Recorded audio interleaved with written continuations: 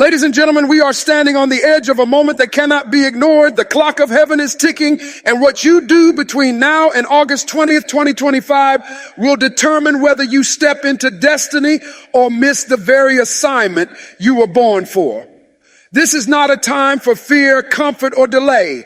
This is a time for action, courage, and faith that risks everything for what truly matters. You have been chosen, and chosen ones don't sit on the sidelines when eternity is on the line. They rise up and answer the call. When we look at the world around us, it becomes clear that we are not in ordinary times. These are days marked by urgency, days when the clock of heaven is ticking and every second carries eternal significance. Life is not meant to be approached casually as if tomorrow is guaranteed. There is a divine countdown, a reminder that what we do with our days is either aligning us with God's eternal plan or wasting away precious opportunities. When the chosen ones realize this, they live differently. They do not wander without direction. They walk with purpose, knowing that time is a gift that cannot be reclaimed once it slips away. One of the most dangerous deceptions is the illusion that there will always be more time. People say, I'll pray later. I'll get serious later. I'll forgive later. I'll step into my calling later. But later is not promised. Every delay in obedience costs something. The moments we postpone walking in faith are moments lost forever. God gives us windows of opportunity, doors that open for a season. And if we hesitate, those doors may close. That is why the urgency of this season must grip the hearts of the chosen. You don't prepare when the storm is already upon you. You prepare before the clouds gather. Think about the parable of the 10 virgins. 5 were wise and had their lamps filled with oil, ready for the bridegroom. 5 were foolish, thinking they had time, only to be shut out when the door closed. The foolish ones didn't fail because they had no lamp. They failed because they did not treat the moment as urgent. They lived like there would always be another chance. And when the critical hour came, they were unprepared. The lesson is clear. Being chosen does not exempt you from responsibility. You must discern the time and prepare yourself before it is too late.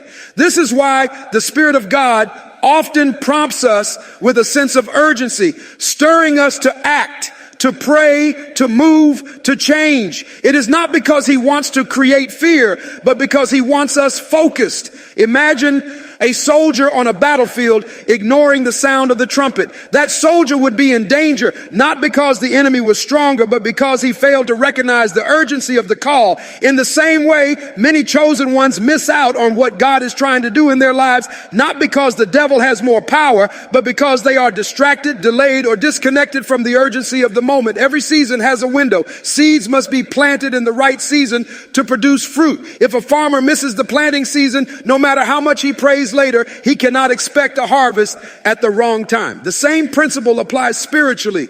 There are seasons when God calls you to sow in prayer, to invest in faith, to step into obedience. If you ignore that moment, the harvest connected to that season is lost. This is why you must discern not only what God is calling you to do, but also when he is calling you to do it. The timing of obedience is as important as the act of obedience itself. When the chosen embrace urgency, procrastination dies. They stop waiting for the perfect conditions and start moving with faith in imperfect circumstances. They realize that destiny does not wait for convenience. The Red Sea didn't part until Moses stretched out his staff. The walls of Jericho didn't fall until the people marched and shouted. David didn't defeat Goliath by analyzing strategy forever. He ran to the battlefield. The lesson is that God's miracles often manifest after a step of obedience, not before. If you wait for everything to make sense, you will miss the move of God that only comes when you walk by faith. Urgency also reshapes priorities. When you know time is short, you stop wasting energy on petty battles and meaningless pursuits. You stop living for applause, money, or recognition because you realize those things will not matter in eternity. Urgency causes you to focus on what really matters. Your relationship with God, your obedience to his call, your investment in people, and your preparation for eternity. The chosen do not have the luxury of being entangled in distractions. They must travel light, ready to move when God says move, ready to act when the Spirit says act. Think about how Jesus lived. He often said, my time has not yet come, or the hour has come. He lived with a clear awareness of timing. He understood when to wait, when to withdraw, when to speak, and when to act. Even in his miracles, timing mattered. At the wedding of Cana, he told his mother, "My hour has not yet come." But later, at the appointed moment, he turned water into wine. He operated with divine precision, never late, never premature, always aligned with the Father's timing. As chosen ones, we are called to that same sensitivity. We must learn to discern not only God's will, but also God's timing. Another aspect of urgency is preparation. You cannot wait until the opportunity comes to get ready. You must be ready before the opportunity arrives. Athletes train long before the day of the competition. Soldiers prepare before the day of battle. In the same way, chosen ones must prepare spiritually, mentally, and emotionally before the critical hour. That means developing a prayer life now, not later. That means filling your heart with God's word now, not scrambling for it when crisis hits. That means building discipline, building character, and walking in obedience so that when the moment comes, you are ready to step into it. Urgency also brings clarity. It reveals what you cannot afford to carry into the next season. Some relationships, some habits, some fears must be left behind. You cannot run a race weighed down by unnecessary baggage. When you realize that time is short, you stop entertaining distractions and start shedding anything that slows you down. The chosen cannot be entangled in everything the world is entangled in. They must live differently, speak differently, and move differently because their eyes are fixed on something eternal. Ultimately, urgency is a call to alignment. It is not about rushing or panicking. It is about living fully aware that heaven has a schedule and you have a role to play in it. Every act of obedience you delay, every purpose you ignore, every assignment you postpone is a piece of destiny left unfulfilled. But when you live with urgency, you redeem the time. You seize the moment. You maximize the opportunities God gives you, knowing that what you do today echoes into eternity. Being chosen is not a light label to wear. It is a sacred assignment stamped on your life by heaven. Too many people think being chosen is about privilege, position, or prestige, when in reality, it is about carrying responsibility. To be chosen means you have been entrusted with a mission that is greater than yourself, a purpose that demands surrender, and a calling that refuses to be silenced. It means heaven saw fit to invest in you gifts, influence, and opportunities, not for your own glory, but for God's glory through you. When you understand that, you stop treating your life like a casual experiment and start treating it like a divine commission. Identity always dictates responsibility. When you know who you are, it shapes how you live. If you see yourself as ordinary, you will settle for mediocrity, compromise, and comfort. But when you realize you are chosen, you begin to walk differently, talk differently, think differently. You no longer live for applause, for likes, or for approval because you understand you were not set apart to please people. You were set apart to please God. Being chosen elevates your perspective. You stop living from earth to heaven and you start living from heaven to earth. You view your life through the lens of eternity, not just the temporary. The chosen understand that identity carries weight. To wear the title without living the responsibility is hypocrisy. Israel was chosen as a nation not to boast about superiority, but to reveal the glory of God to the nations. David was chosen not just to play the harp in obscurity, but to lead a kingdom with righteousness. Esther was chosen not simply to live in the palace, but to risk her life for the deliverance of her people. Every chosen one throughout history had to carry responsibility that stretched them beyond comfort. And the same is true for today. If you are chosen, you cannot just sit back and coast. You must rise to the level of responsibility that comes with your calling. Too often, people want the benefits of being chosen without the burden. They want the blessings without the battles, the crown without the cross, the recognition without the responsibility. But being chosen comes with assignments that cost something. It means standing when others sit, speaking when others are silent, fighting when others flee. It means bearing the weight of obedience even when it isolates you. It means walking in integrity even when compromise would be easier. The chosen cannot afford to live like everyone else because they are carrying something too valuable to waste. Knowing your identity also demands stewardship. God has placed gifts inside of you, talents, skills, wisdom, authority. To be chosen means those gifts are not yours to bury. They are tools to be multiplied. Like the parable of the talents, the master expects return on what he has deposited. One servant buried his talent out of fear, and he was rebuked for wasting the opportunity. In the same way, chosen ones cannot afford to bury their calling under excuses, fear, or laziness. Every day you sit on what God gave you, you rob not only yourself, but also the people who were supposed to benefit from your obedience. When you know you are chosen, responsibility reshapes your priorities. You start to align your life with your assignment. You begin to filter decisions through purpose rather than preference. You stop wasting energy on things that do not contribute to your calling. You no longer have the luxury of living aimlessly or indulging endlessly, because you recognize that your life is a platform for heaven's agenda. Chosen ones learn to say no to distractions so they can say yes to destiny. They learn to value preparation as much as performance. They learn that hidden seasons of faithfulness are as important as public moments of breakthrough. Responsibility also means living as a representative. To be chosen is to carry the name, the character, and the authority of the one who sent you, just as an ambassador does not speak on his own behalf, but on behalf of his nation. The chosen are called to reflect heaven wherever they go.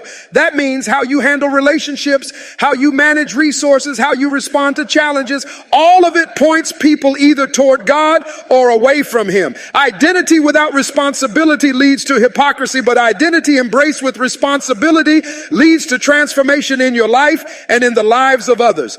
Chosen ones must also carry the responsibility of influence. Influence is not about how many follow you, but about how many are led closer to their purpose because of you. Every conversation, every action, every decision carries influence. Some are watching you without your knowledge, and the way you live is shaping their perception of faith, of integrity, of courage. This is why being chosen is not just about personal fulfillment, but about corporate impact. You are responsible not only for your destiny, but for the destinies connected to you. There are people waiting on the other side of your obedience. People who will never rise unless you rise. People who will never step out unless you lead the way.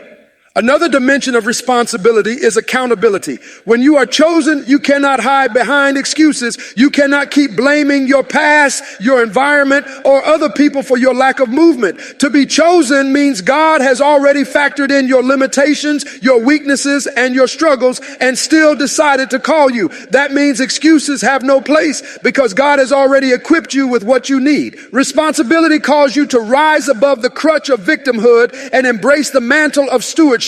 You may not be able to control everything that happens to you, but you are responsible for how you respond.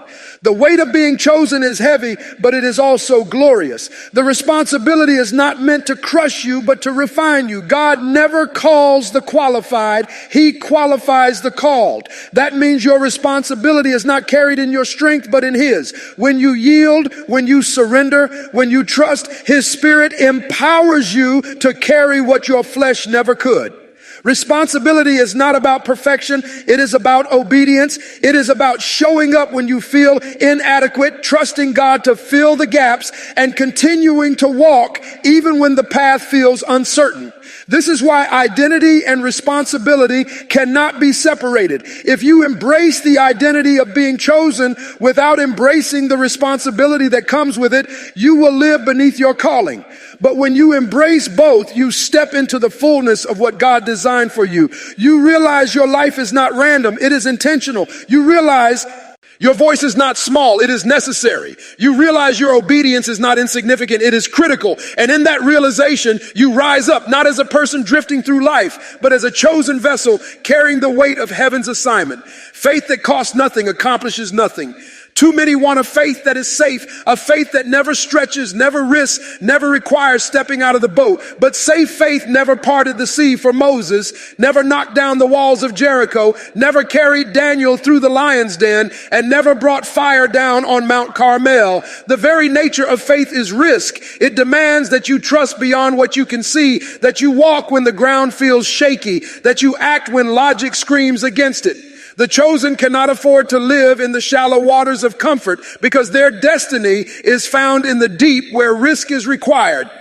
When we look at the great heroes of Scripture, none of them lived with a faith that played it safe. Abraham left everything familiar without knowing where he was going. He risked his security, his home, his inheritance to step into a land God promised but had not shown him. Noah built an ark before a single raindrop fell, risking ridicule from everyone around him. Joshua led people into battles against enemies stronger and more numerous than them, risking defeat but choosing to trust God's promise instead.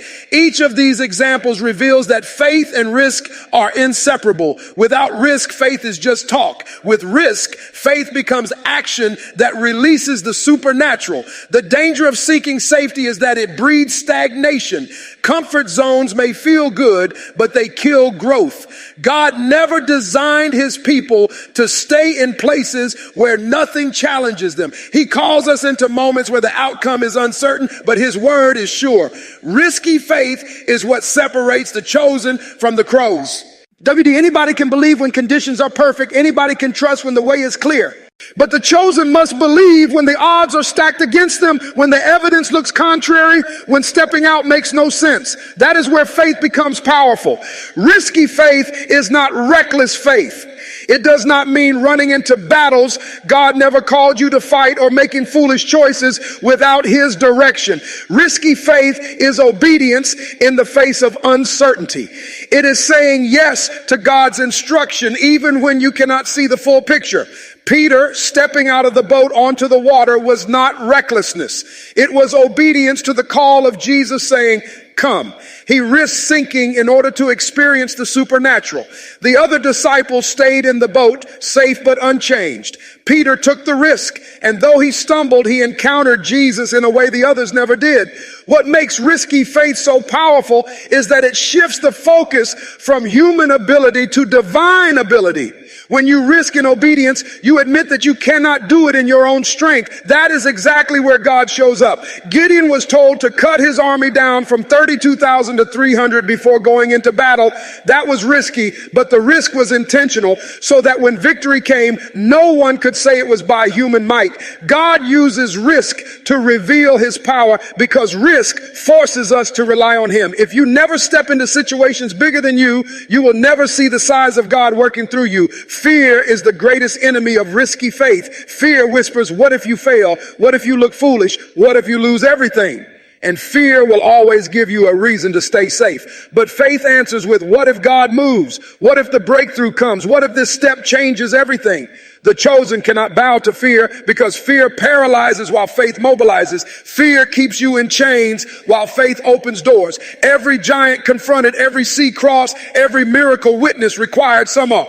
Need to silence fear and step out in risky faith. The truth is, there will never be a perfect time to move in faith. If you wait for the ideal conditions, you will wait forever. The wind will always be too strong. The resources will always seem too little. The opposition will always look too big. Risky faith says, I will move with what I have because God is with me. David did not wait to grow older or stronger before facing Goliath. He stepped out with a sling and a stone, trusting that God would magnify what seemed small. The chosen learn to act in the now, not in the someday. Risk also exposes the heart. It reveals whether you are living for approval or for obedience. Those who live for approval will never risk because risk carries the possibility of rejection, misunderstanding, or ridicule. But those who live for obedience risk it all because their eyes are on the one who called them. Noah was mocked. Joseph was betrayed. Moses was doubted. Jesus himself was rejected. Yet each pressed forward because they valued obedience over acceptance. Risk is the price of walking in the footsteps of the chosen. Risky faith also demands persistence. It is not just about stepping out once. It is about continuing to step even when the results are delayed. Joshua and the Israelites marched around Jericho once, twice, 7 times without seeing a single brick fall. They risked looking like fools, circling the walls day after day, but they persisted. On the 7th day, after obedience and persistence, the walls came down. Risky faith does not give up when results are invisible. It keeps moving, keeps praying, keeps trusting until the breakthrough arrives. There is also a reward attached to risk. Safe faith leaves you with stories of what could have been. Risky faith leaves you with testimonies of what God did. The chosen cannot afford to live on the sidelines of what ifs. They must to step into the arena of what God is able to do. Every risk in obedience is an invitation to experience the miraculous. You may stumble, you may falter, but you will never walk away empty-handed when you step out in faith. Even Peter's sinking taught him more about Jesus than staying in the boat ever could. The reward is not just in the outcome, but in the intimacy of encountering God in the process. To live with risky faith is to live with vision. It means you see beyond what is visible. You look at the barren womb and see nations like Abraham did. You look at the empty nets and see a boat sinking with fish like Peter did. You look at the cross and see resurrection like Jesus did. Risky faith requires sight beyond the natural because it anchors itself in the unseen promises of God. Without vision, risk looks foolish. With vision, risk looks necessary. Ultimately, risky faith is the only faith that brings transformation. Playing it safe will keep you comfortable but unchanged. Risky faith stretches you, molds you, and shapes you into the vessel God intended. It refines your trust, sharpens your focus, and deepens your intimacy with Him. The chosen are not called to stay in shallow waters where everything feels predictable. They are called into the deep, where risk is the currency of trust and where faith reveals the fullness of God's power. The urgency of this moment demands action, not hesitation. We are not living in a time for spiritual spectatorship, where people stand on the sidelines and watch history unfold. We are in a moment that requires soldiers of faith to rise up, take their place, and engage fully in the battle that is raging for hearts, minds, and destinies. The call of heaven is not for passive agreement, but for active participation. It is one thing to nod at truth. It is another to live it out in a world that is desperate for light. When alarms sound, they are not meant to be ignored. Sirens do not go off for entertainment. They signal danger, urgency, and immediate rescue. Ponce, in the same way the Spirit of God is sounding an alarm in this season, and the chosen must respond. This is not the hour to delay obedience. This is not the season to remain distracted by trivial pursuits. This is the time to recognize that the eternal outweighs the temporary, that heaven's agenda is more urgent than earth's entertainment, and that your destiny cannot wait until it is convenient. Action begins with prayer, because prayer is not a backup plan. It is the battle plan. Too often people treat prayer as the last resort, when in reality, it should be the first line of defense. In urgent times, the chosen cannot afford a shallow prayer life. They must develop deep wells of intercession, learning to contend for breakthroughs in the unseen before they manifest in the seen. Prayer is not passive, it is active warfare. Every time you pray with faith, you are pushing back darkness, opening doors, and aligning with heaven's will. Urgency requires a people who will pray like never before, not just for themselves, but for families, communities, nations, and generations. Action also requires purity. Holiness is not an outdated concept. It is the armor that keeps you standing when everything else is falling. The chosen cannot afford to compromise in urgent times. You cannot fight with authority while living in duplicity. Purity sharpens your discernment, increases your power, and keeps your witness intact.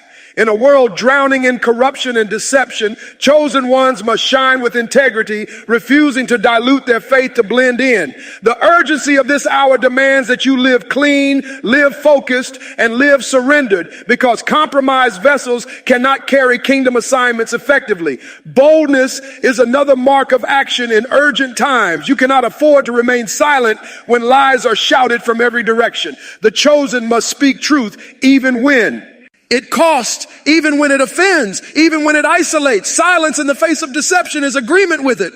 The urgency of this season requires voices that will declare righteousness, hope, and faith without apology. Boldness does not mean arrogance. It means courage to stand when others bow, to confess truth when others conform, to declare hope when others despair. It is the refusal to let fear dictate your response. Urgency also demands sacrifice. The chosen cannot expect to make impact without cost. Action often requires laying aside comfort, convenience, and personal agendas. Jesus said that anyone who wants to follow him must take up their cross daily. That means dying to self-interest in order to live for kingdom purpose. Sacrifice may look like giving your time, your resources, your influence, or even your very life. But the chosen understand that nothing given up for God is ever wasted. Sacrifice positions you to be used as a vessel of transformation in ways that comfort never will. Discipline is another form of action that urgent times require. Too many want great results without the daily grind of preparation. Discipline is what builds stamina, character, and strength. Soldiers train even when there is no battle in sight, so that when war comes, they are ready. The chosen must cultivate habits of prayer, study, worship, and service consistently, not just when crisis strikes. Urgency does not mean panic, it means readiness. A disciplined life ensures you are not scrambling at the last minute, but already equipped to move when God gives the order. This hour also calls for unity among the chosen. A divided army cannot win battles. Urgency requires setting aside petty differences, offenses, and divisions to focus on the greater mission. The enemy thrives on disunity because a fractured people cannot stand strong. But when the chosen come together with one heart, one purpose, and one voice, their impact multiplies. Unity does not mean uniformity. It means alignment under the authority of God for the advancement of his kingdom. Action in this hour is not just individual. It is corporate, requiring collaboration, encouragement, and accountability. Another aspect of urgent action is influence. Every chosen one carries a measure of influence, whether in families, workplaces, communities, or on larger platforms. Influence is a stewardship, and in times of urgency, it must be used intentionally. It is not enough to blend in when you were called to stand out. Your influence is not for self-promotion, but for kingdom advancement. How you speak, how you serve, how you lead, all of it should point people closer to truth. The chosen cannot afford to waste influence on trivial pursuits when the world desperately needs direction. Urgency also redefines priorities. When time is short, you focus on what matters most. You let go of distractions, toxic relationships, and empty pursuits, and you lean into assignments that carry eternal weight. Action means learning to say no to what drains your energy and yes to what fuels your purpose. The chosen cannot fight every battle or chase every opportunity. They must discern where God is calling them to act and channel their energy there. Purposeful action brings power, while scattered action leads to burnout. Finally, action in urgent times requires endurance. The journey will not be easy. Opposition will rise. Obstacles will come. Weariness will tempt you to quit. But endurance is what separates finishers from starters. Urgency is not about burning out quickly. It is about sustaining fire until the mission is complete. That means relying on God's strength daily, not your own. It means pressing forward when the results are slow, holding faith when the evidence looks bleak, and trusting that your obedience is not in vain. Endurance is fueled by vision, keeping your eyes on the eternal reward rather than the temporary struggle. This is not the time to be passive, casual, or complacent. Action is required. Every gift must be activated. Every voice must be lifted. Every hand must be ready for work.